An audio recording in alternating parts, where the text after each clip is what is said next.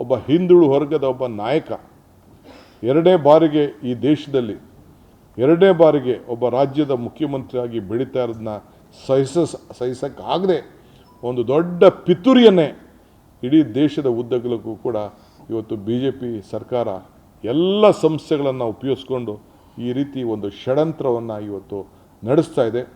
ಇದನ್ನು ಧಿಕ್ಕರಿಸಿ ನಾವು ಹೋರಾಟವನ್ನು ಮಾಡ್ತೇವೆ.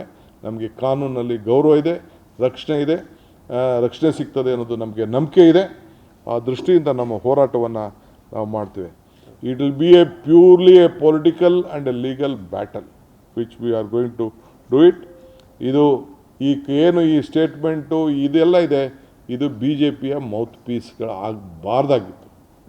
ಆದ್ದರಿಂದ ಇಟ್ ಈಸ್ ನಾವೇನು ಈ ಬಡವ್ರಿಗೆ ಸಹಾಯ ಮಾಡ್ತಾ ಇದ್ದೀವಲ್ಲ, 56,000 ಕೋಟಿ ರೂಪಾಯಿನ ಬಡವ್ರಿಗೋಸ್ಕರ ಹಂಚ್ತಾ ಇದ್ದೀವಲ್ಲ, ಇಂಥ ಒಂದು ದೊಡ್ಡ ಐತಿಹಾಸಿಕವಾದಂಥ ನಿಲುವು ಈ ದೇಶದಲ್ಲಿ ಕರ್ನಾಟಕ ರಾಜ್ಯದಿಂದ ತೆಗೆದುಕೊಂಡು ಬಡವರಿಗೆ ಸಹಾಯ ಮಾಡ್ತಾ ಇದೆಯಲ್ಲ, ಅದರ ವಿರುದ್ಧವಾಗಿ ಇವತ್ತು ಇಂಥ ಒಂದು ಷಡ್ಯಂತ್ರವನ್ನು ಹುನ್ನಾರವನ್ನು ಮಾಡಿ ಈ ಸರ್ಕಾರವನ್ನು ತೆಗಿಲಿಕ್ಕೆ ಏನು ಪ್ರಯತ್ನ ನಡೀತಾ ಇದೆ, ಇದು ಸಾಧ್ಯನೇ ಇಲ್ಲ ನಿಮ್ಮ ಕೈಲಿ ಅಂತ ಹೇಳಲಿಕ್ಕೆ ನನಗೆ ಭಾಳ ಸ್ವಇಚ್ಛೆಯಿಂದಲ್ಲ, ಸಾಮೂಹಿಕವಾಗಿ ವಿಚಾರವನ್ನು ಹೇಳ್ತಾ ಇದ್ದೀವಿ.